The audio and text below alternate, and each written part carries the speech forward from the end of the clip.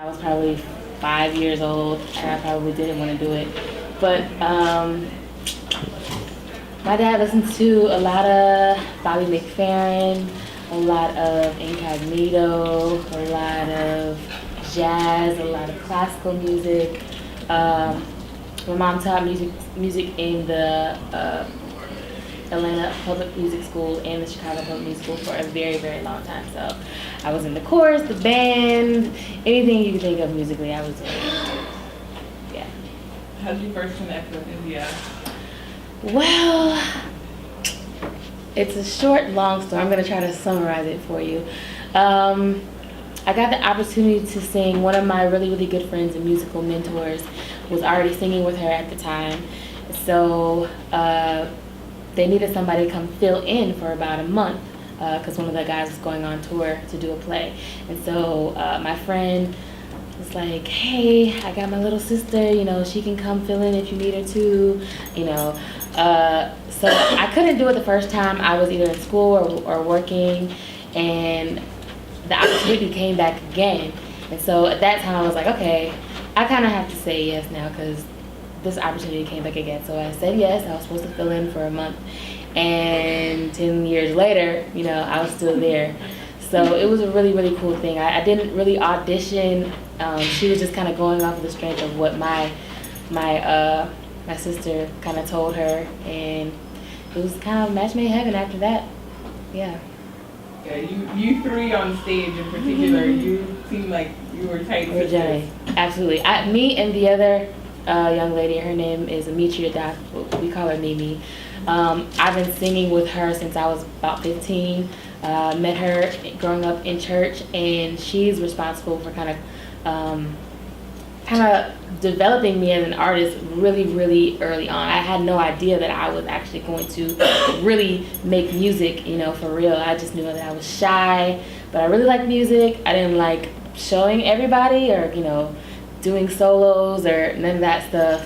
But she kind of cultivated me at that age and kind of allowed me to develop confidence in that area. And then, being in church anyway, it developed a lot of leadership skills and a lot of, just kind of shaped me and molded me into getting more comfortable with interacting with different areas.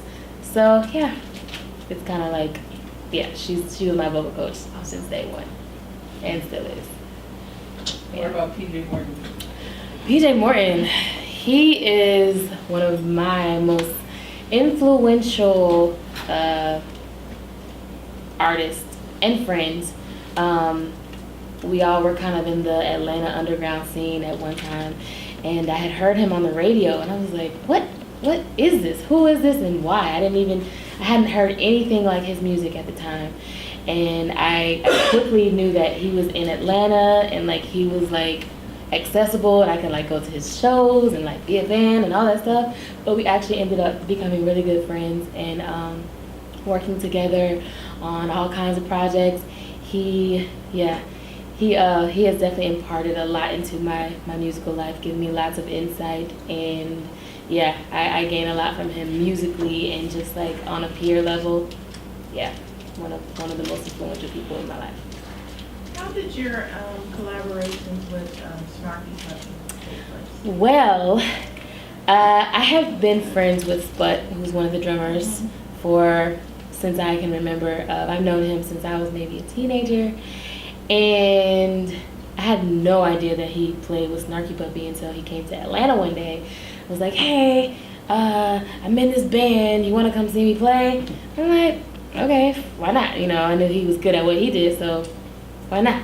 So I got to the video, and it was Snarky Puppy. I'm like, yo, you didn't tell me that you played with Snarky Puppy. He was like, oh yeah, I didn't know if you would know them or anything. But it's crazy because when I first heard about Snarky Puppy, I didn't know that Sput played for them.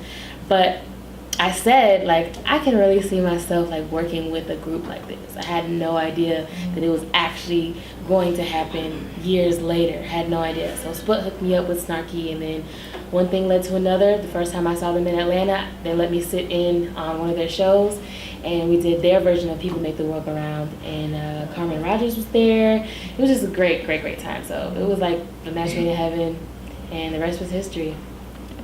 Yeah. So how did Journey to Golden come about? Journey to Golden has been a journey for a very long time. I had always, at one point, I had known that I was going to do an album. Like, it was time for me to put my own music out there. I had done so many collabs, tons and tons of collabs. And so I initially was going to do like an acoustic EP, you know, something quick and easy, because people were always asking me, when are you going to put an album out? When are you going to put an album out? And I just kind of like wanted to have something for the people that, you know, would do a good job at representing me. But it just took so many different turns and, you know, turned into different things and led to different collabs and, you know, just life as a journey. I was just experiencing so many things that kind of formed my life and made it possible for me to start working on Journey to Golden. Like, okay, this is what I want. This is what I want it to be called. A really good friend of mine named Jamie Porti, he's the producer of the album. Known him for a very long time. We've always been trying to record a record together. So he's an amazing vocalist, producer, engineer. He engineered everything on the album. So we got together and just started working as much as we could. And a lot of things kind of prolonged the timing of or what I thought was, you know, prolonging it from being out. I was still singing background for India. I still had to like do things to maintain my own life, and you know, sometimes I had to learn how to create a space to actually be creative and be proactive in my own music. I knew how to carve it out for everybody else, you know, how to maintain and all that stuff, but I had to like really, really focus on bringing my personal journey together. So yeah, I'm kind of talking in circles, but hopefully you get what I'm saying. Yeah, it's definitely one of the best albums of the year so far. Thank you. That's a very high right statement. So thank you. So have you been surprised by the reaction? I've been overwhelmed.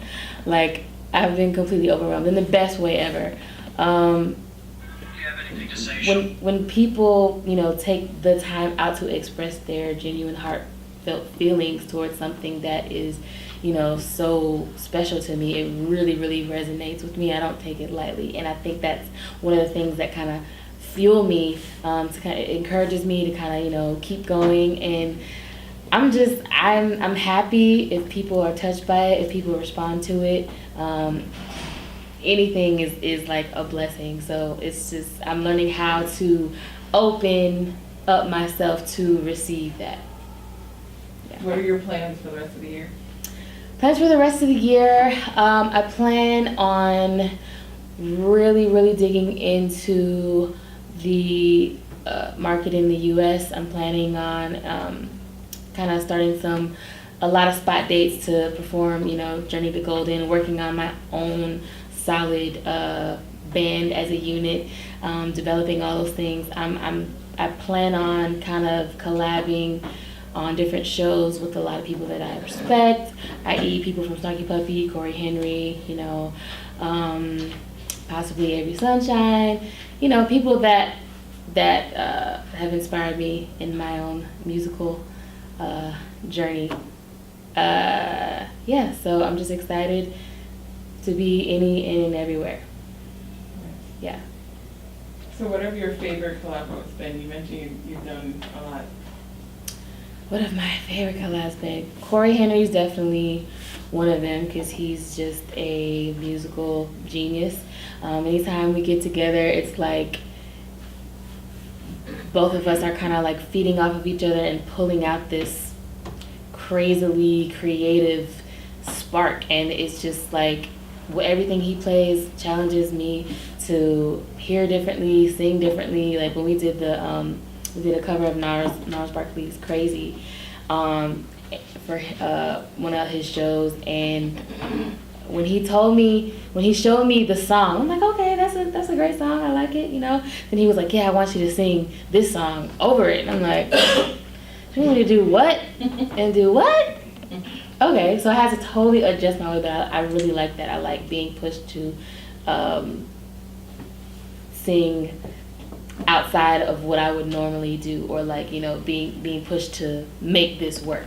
So it was a really, really cool thing. So I'm looking forward to that. So that's one of my favorite collabs. Yeah, I have many. What does the Art of Cool mean to you? Art of Cool is really cool. Art of Cool is amazing. This is my first time actually being a part, but you know, we've heard about it for quite some time, and just looking up the lineup, looking at the line, everybody that's on like that one main flyer, it's crazy. I'm like, I'm gonna be out there with all these people. Okay, let me get my life together. It's just amazing. I'm pretty much a fan of any and everybody that was on there. So it's amazing. It feels like it's just like this hub of connectivity. It's a huge family. That's what it feels like. It doesn't feel like there are any airs or like auras, or it just seems like everybody just wants to connect and wants to help one another, and just wants to, you know, expand everybody's horizons musically, and I'm happy to be a part. I know you're from Atlanta, not too far away. Yes. Is there something that the fact that it's in Durham is very important to the festival? What does that mean that it's in Durham? To me it means like we are for the home team, you know? It means like it doesn't have to be in, you know, all these lights and, you know what I'm saying? Yeah, like it's cool that it can be in such a family type of vibe. Like I appreciate it for that, because, you know, it maintains the integrity of what it actually stands for. So I'm all for that, and I think it's an amazing thing, and it's an amazing city. Well, what musical tradition would you say you come out of? Ooh, musical tradition? Okay, explain that a bit more. Jazz, R&B, or whatever. Go wherever you want. Man, there's so many. I can honestly say I'm inspired by every single genre I've ever heard in life. I do more now in my later years. I'm getting more into jazz and like traditional jazz. I love all the contemporary things. I think jazz is such a cool genre because it's so open and so many things fit into it. I feel like you can get away with doing the most and saying it's jazz. I don't know if that's like a good thing or a bad thing, but it's cool. It feels like it's less you have to fit into it, you know? It's like, okay, experiment, do what you gotta do, jazz. That's interesting, because a lot of people see the term jazz as a very confining term. Yeah, I think nowadays, I think the confines are coming down.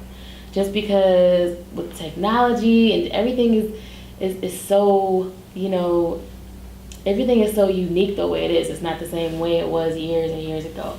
So I think people are defining it themselves. And so I feel like I would definitely fit into that category.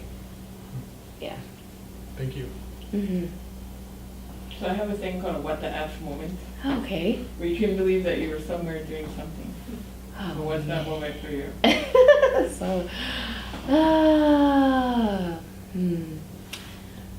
there are many moments like that.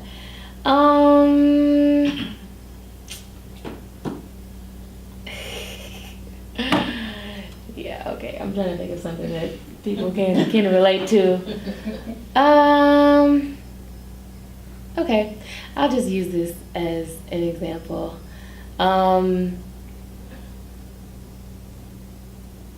Yeah, I had a solo show in Paris maybe like 2 or so months ago, and it was really cool because it kind of happened on a whim. I was already going to be out there for a certain event, but I was like, you know, while I'm out there, I really want to try to see if I can do a show. So I once again, I was thinking like, okay, I would love to do a show, and somebody from Facebook hit me up in my inbox and was like, hey, just want to say I love your music and really appreciate you. And anytime you're in the Paris area, let me know, because I have some friends that can that are at these venues that would love to book you for a show if you want to. So it's like, okay, that's kind of crazy how I'm gonna be in Paris soon. So I reached out to the young lady, and she put it all together, and like we had no time to promote, like not like we would normally, but it was just amazing. It was an amazing show, amazing turnout, and like people came out and it looked like they were enjoying themselves, and some people knew who I was, some people that was their first time experiencing my show, but it was just cool that it was even a possibility at that time. So it kind of just gave me a glimpse into the future, and I'm just like really, really ready to do it. I'm ready to do it. Yeah. Yeah. Well, So, what that means is the right people know. what's yeah. up. Yep. Absolutely. Yeah. So that was like really, really fun and like unexpected. I didn't expect it to be as good as it was. So, yeah. Mm-hmm. Who are your dream collaborators? Dream collaborators. Well, I would say Layla Hathaway, Esperanza Spalding, Rob Glasper. We kind of collabed, but not recorded yet. I'm sure there are some more people, but yeah, those off the top of my head. Those are maybe Hiatus Coyote. Yeah, that's what I'll say for right now. So, hope that happens. Thanks, me It'd too. be awesome. Well, thank you so much. We have to get you Yes. over to your sound check. Yes, right around the corner. Yes.